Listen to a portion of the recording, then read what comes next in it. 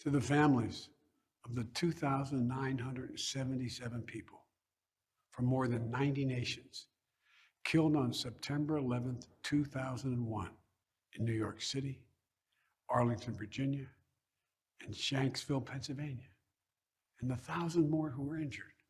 America and the world commemorate you and your loved ones, the pieces of your soul. We honor all those who risked and gave their lives in the minutes, hours, months, and years afterwards. But it's so hard, whether it's the first year or the 20th. Children have grown up without parents, and parents have suffered without children. Husbands and wives have had to find ways forward without their partners in their life with them. And so on this day, Jill and I hold you close in our hearts and send you our love.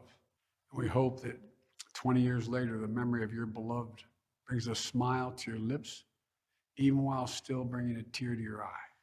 We saw national unity bend. We learned that unity is the one thing that must never break. Unity is what makes us who we are, America at its best.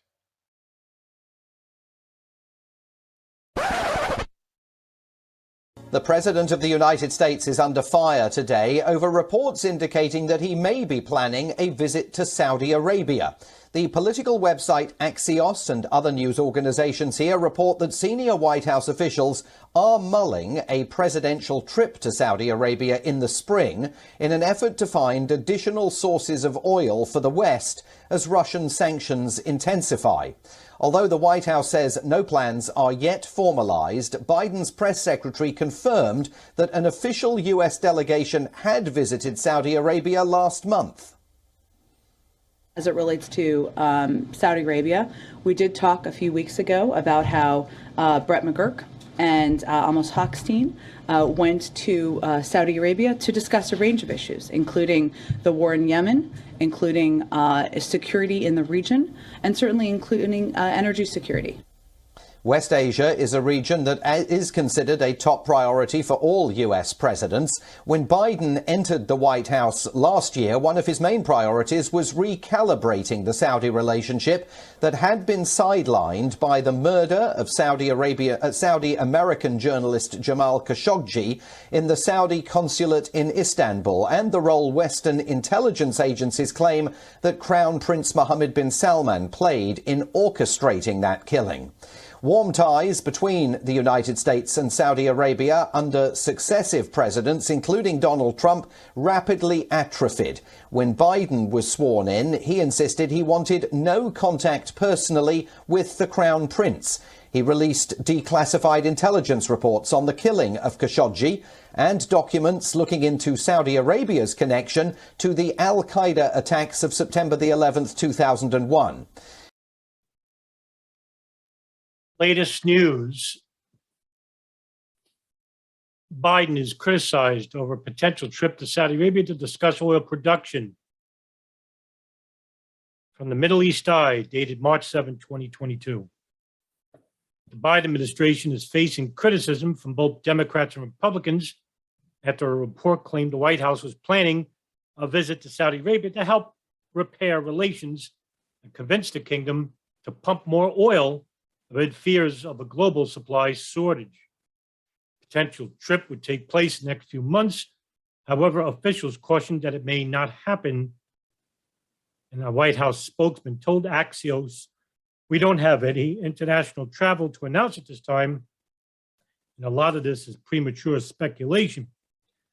However, news of the potential trip comes as oil prices have soared by 10% amid U.S. and European threats to ban Russian oil over Moscow's invasion of Ukraine. In recent months, Biden has repeatedly called on Gulf countries to pump more oil to reduce prices. Saudi Arabia, the world's third largest oil exporter, has declined the requests, instead sticking to an agreement not to pump more oil than the output decided last year by OPEC and Russia. Kingdom is currently pumping out around 10 million barrels of oil per day, but has the capacity to produce nearly 12 million barrels per day.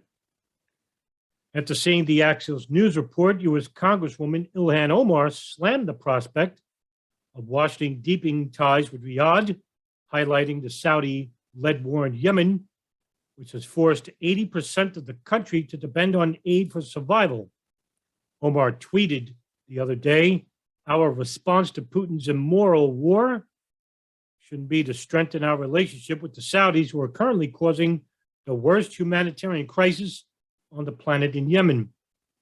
She also went on to say, Yemenis might not matter to some geopolitically, but their humanity should. This is a wildly immoral act. Meanwhile, Republican lawmakers also criticized the possible trip, saying any potential outreach to Saudi Arabia underscored the need to increase domestic oil production. Biden's team would rather fly to Saudi Arabia, a country with whom we have a dicey relationship, to pump more oil rather than produce more energy right here at home, said Republican Congressman Carlos Jimenez. Marco Rubio, the top Republican on the Senate Intelligence Committee, echoed Jimenez's remarks, saying America can easily replace Putin oil by producing more of our own. Instead, the Biden plan is to beg Saudi Arabia to produce more, buy more from our narco-terrorists, and cut a deal with the world's leading state sponsor of terror in Iran. According to the New York Times, Biden administration officials flew to Caracas on Saturday to discuss easing sanctions on Venezuelan oil. Saudi-U.S. relations have faced several challenges since Biden assumed office last year, with the White House halting the sale of offensive weapons to Riyadh and criticizing the war effort in Yemen. However, immediately after taking office, the Biden administration signed off on the release of the CIA documents that blame Crown Prince bin Salman for the murder of Middle East and Washington Post columnist Jamal Khashoggi, and also gave Saudi Arabia a large financial deal package in the hundreds of millions of dollars that most went to the war in Yemen.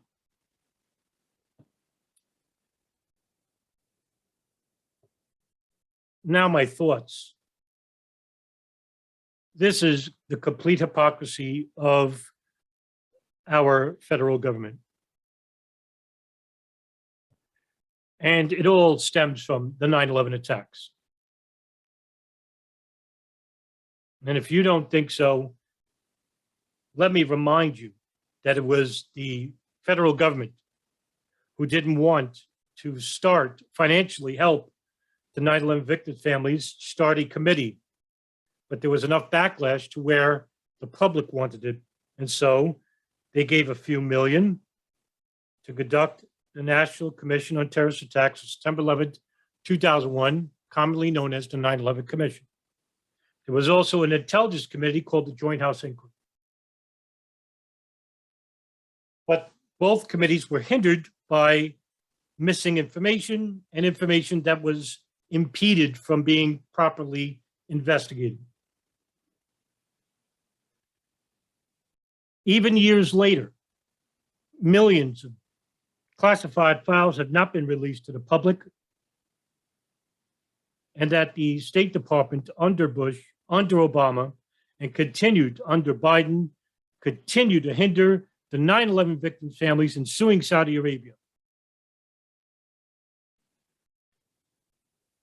A Phoenix retired FBI agent by the name of Ken Williams was told by his superiors in Phoenix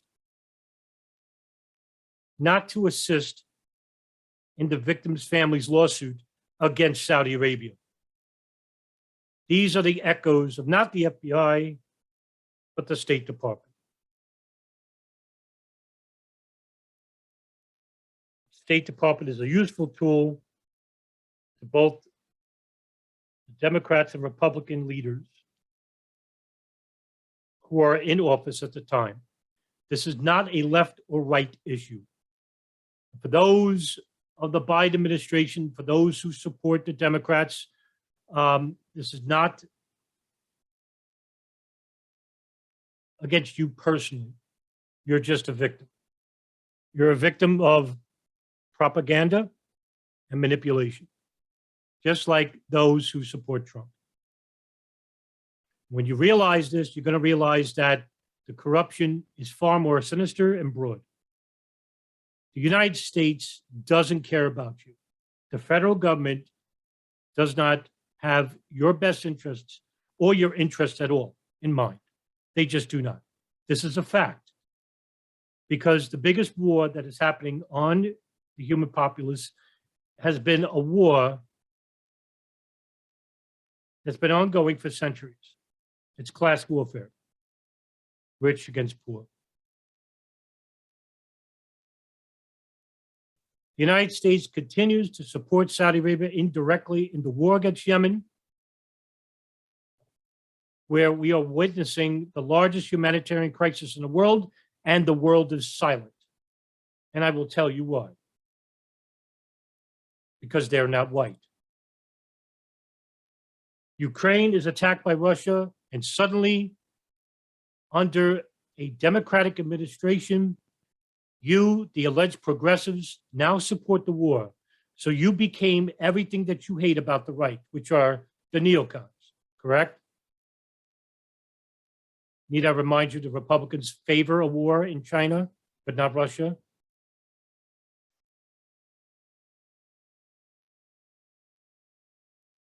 The United States government is the biggest abuser, the biggest murderers of people on this earth. And if you haven't understood at this time that that's the case, if you think we're the leaders of the free world, you are living in a dream. Or just complete denial, where you cannot and will not take responsibility in trying to reverse that recourse. Why? Why do you continue to support the United States federal government, who are behind some of the worst crises in the world? Right now, the United States is sending covertly weapons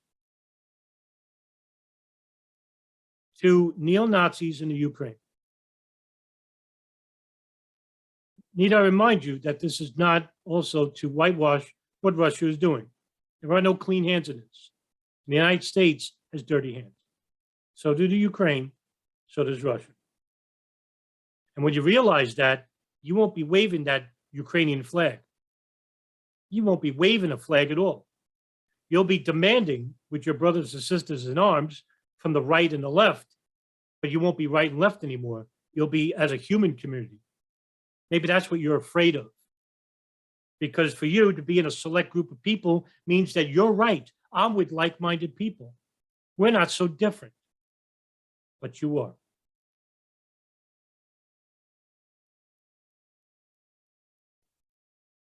But you're not different from your fellow man. You've been told to hate him from propaganda by the media, from the government itself, from foreign agencies, from the intelligence services. These are the people that hate you. And these are the people that want you to war against each other for all of time. Because if it came to be that you understood that the United States was behind the conflict in Yemen, the conflict in Afghanistan, the conflict in Iraq, the conflict in Syria, the conflict in Libya, the conflict in Pakistan, the conflict in Central America, Venezuela, Ukraine, and a potential war with China and Iran. When you turn off that TV and you turn off that radio, and you start looking at the world independently, outside of the catchisms, that's when you'll see the real heart of the matter and the real truth of what is happening to you and to everybody else. It's very convenient that we sit here like armchair quarterbacks and argue against each other on Twitter, on Facebook, and whatever viral media you socialize with your fellow man, while the real criminals of this world, not just the United States, but to world leaders and world governments and the intelligence services, the real enemies that have manipulated you to believe that you are the enemy, you are the terrorists, and you are the ones that the affluent need to be protected from. These economic sanctions that Biden has on Russia, doesn't hurt the oligarchs. And for these leftist medias like Stephen Colbert and George Takei and Joy Behar, millionaires who claim that it is your patriotic duty to pay more at the pump or at the grocery store so you could hurt Biden, you could hurt Vladimir Putin in Russia. These people are living in a world that is separate from you, the common person, me and you. We're not millionaires. We're the ones who barely can afford the prices at the pump, the prices in the grocery store, due to the fact of the stupid mandates that they enforced on us, shutting down all these mom and pop stores around the country, forcing so many people out of work. And now you're expected to pay more so you could hurt a terrorist in Russia. Well, guess what, ladies and gentlemen? Those sanctions, they're not hurting oligarchs. They're not hurting Putin. They're hurting common, everyday people just like you. And if you can't accept that, and if you can't understand that this is a war of attrition on the human populace of the middle and lower classes, then you are going to deserve everything you receive from the very people you support who are hurting you and the rest of us. I think it's high time that we start acting as a human community and protest as one against the fanatical, authoritarian, totalitarian government from the Republican and Democratic Party.